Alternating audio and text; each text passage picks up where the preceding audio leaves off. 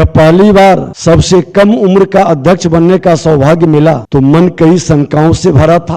आज 243 माननीय विधायक में 91 नए विधायक आए हैं। 111 पुनः जो 17वीं विधानसभा में थे, जिस समय हमें विधानसभा अध्यक्ष के रूप में सेवा का अवसर मिला था, वह पुनः आए हैं और 41 लगातार पुनः सदन में आए हैं। आज ये विधानसभा के अंदर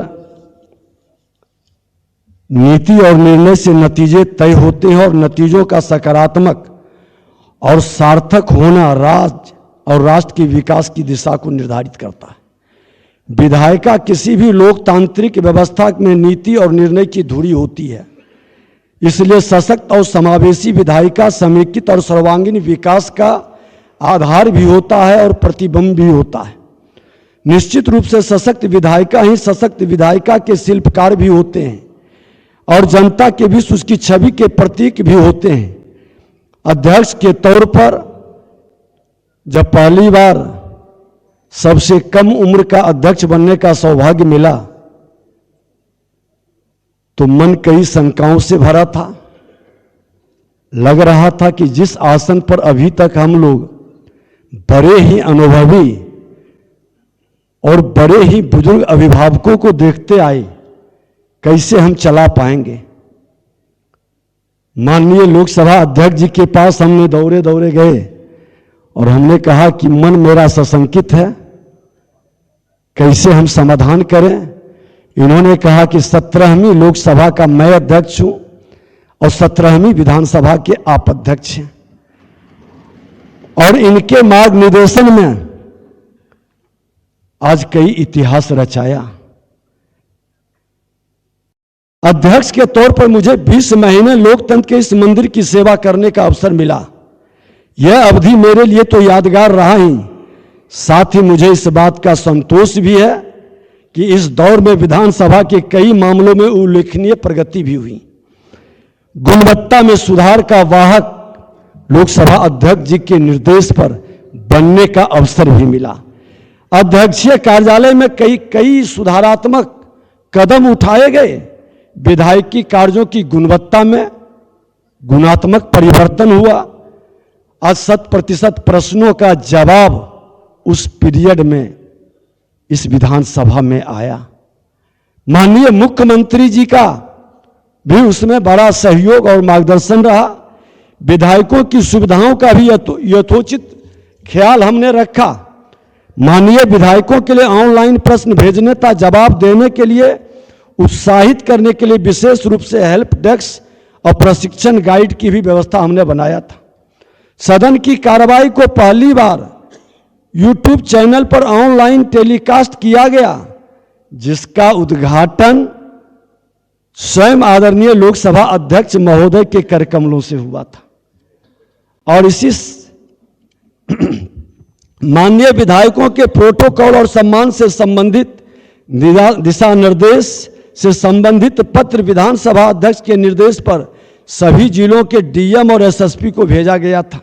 संविधान की मूल प्रति से पहली बार सदस्यों को उपहार स्वरूप दिया गया था। एक माननीय सदस्य ने भगवान राम को काल्पनिक कहे थे। हमको लगा कि कैसे ये भाषा के ये मानसिकता को बदलें। माननीय लोकसभा अध्यक्ष जी से जब चर्चा किए, उन्होंने विस्तार से जो बताए कि संविधान की मूल प्रति के चित्रों में 22 भाग है, जिसमें 3 भाग समुद्र, मरुस्थल और पहाड़ है और 19 भाग जिसमें सिंधु घाटी की सभ्यता से लेकर वैदिक काल, मौर्य काल से लेकर मध्यकाल, आधुनिक काल तक के इतिहास की झलक उत्कीर्ण है। भाग 3 जिसमें फंडामेंटल राइट, मौलिक अधिकार की बात कही गई है, उसमें भगवान राम, मां सीता और लक्ष्मण जी का चित्र है। यह संविधान का पाठ है और हमने माननीय सदस्यों को माननीय लोकसभा अध्यक्ष जी से आग्रह कर करके उसकी एक एक प्रति इनके आगमन पर सदन में उपलब्ध कराया। उसी संविधान के भाग में भगवान राम, मां सीता और लक्ष्मण जी के साथ भाग 4 फंडामेंटल ड्यूटी जिसमें जुटा भगवान कृष्ण और अर्जुन का भी चित्र है।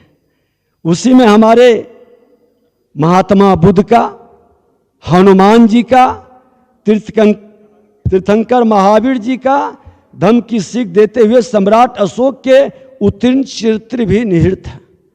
संविधान के लगभग हम 7 से 8 भाग पर बिहार के इन महापुरुषों का चित्र है। हमारा बिहार कितना गौरवशाली था, हम कितना आगे थे, हमारा विरासत ठहर क्यों गया, एक बार इस पर विचारने की भी जरूरत है। जिस संविधान निर्माताओं ने, देश के अलग अलग बुद्धिजीवी महापुरुषों ने मिलकर बिहार के इन महापुरुषों को उसमें लाए थे, वह ठहर क्यों गया। ये सभी बिहार से जुड़े लोग थे।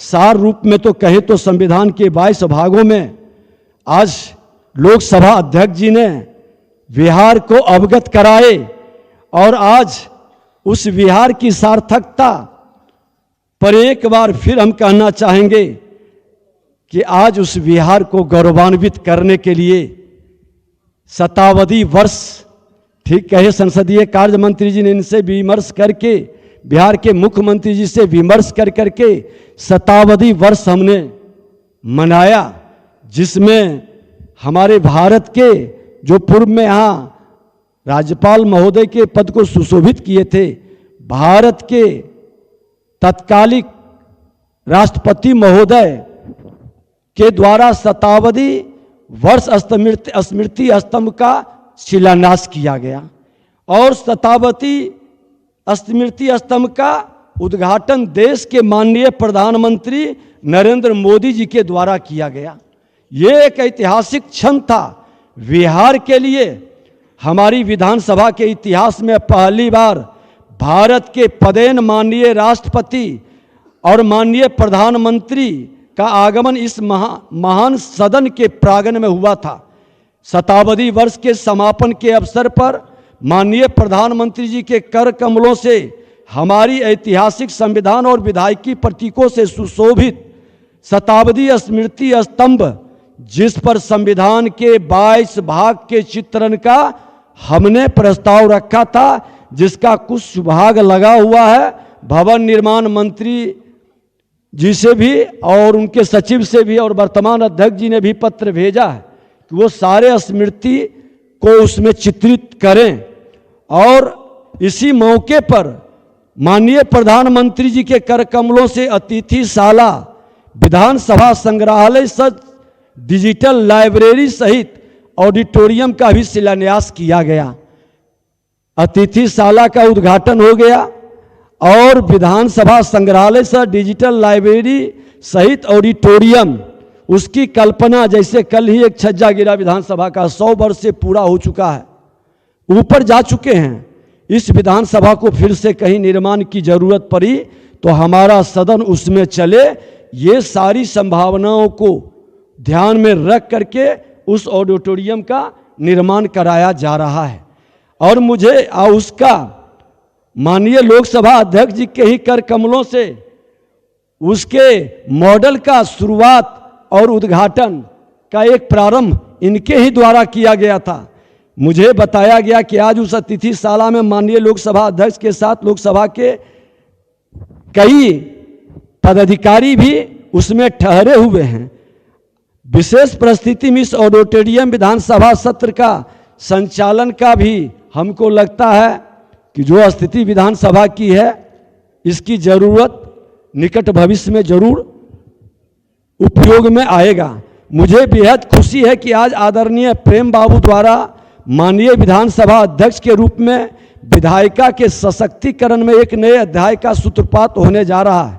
डिजिटल हाउस के परिचालन से विधायी कार्यों की गुणवत्ता, पारदर्शिता, समयबद्धता में गुणात्मक सुधार होगा, जिससे निश्चित रूप से हमारे माननीय विधायिका लाभान्वित भी होंगे, सशक्त भी होंगे। मैं इस पहल के लिए माननीय मुख्यमंत्री श्री नीतीश कुमार जी, माननीय विधानसभा अध्यक्ष प्रेम कुमार जी के प्रति आभार और धन्यवाद ज्ञापित करता हूं। साथ ही आशा करता हूं कि माननीय वर्तमान अध्यक्ष जी के नेतृत्व में आने वाले दिनों में बिहार विधानसभा तकनीकी नवाचार, लोकतंत्र के सशक्तिकरण में देश का अग्रणी विधायी निकाय बनेगा।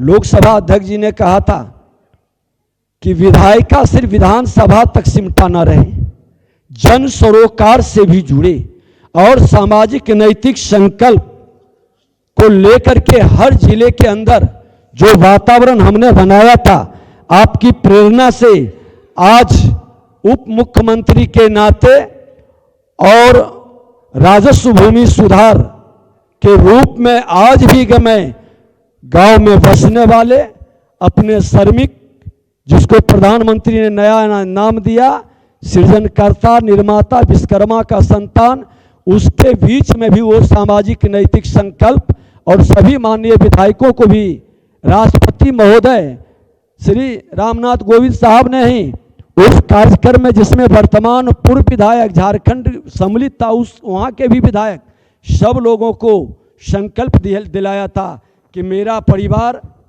नशा मुक्त हो, मेरा परिवार अपराध मुक्त हो, मेरा परिवार बाल श्रमिक मुक्त हो, मेरा परिवार बाल विवाह मुक्त हो, मेरा परिवार दहेज मुक्त हो।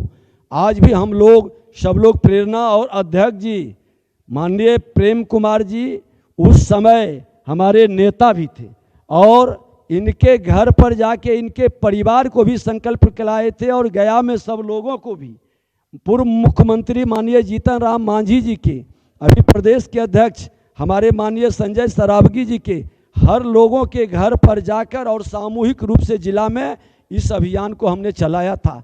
तो आपकी प्रेरणा से बिहार विधानसभा के अंदर जो एक सकारात्मक रचनात्मक वातावरण बना है, पुनः आपका आगमन ये विधानसभा को गौरवान्वित करेगा और बिहार अपने सुशासन से समृद्धि के साथ विकसित बिहार की ओर कदम बढ़ाएगा। हृदय से आपका आभार, आप सबों का हृदय से अभिनंदन, बहुत बहुत धन्यवाद।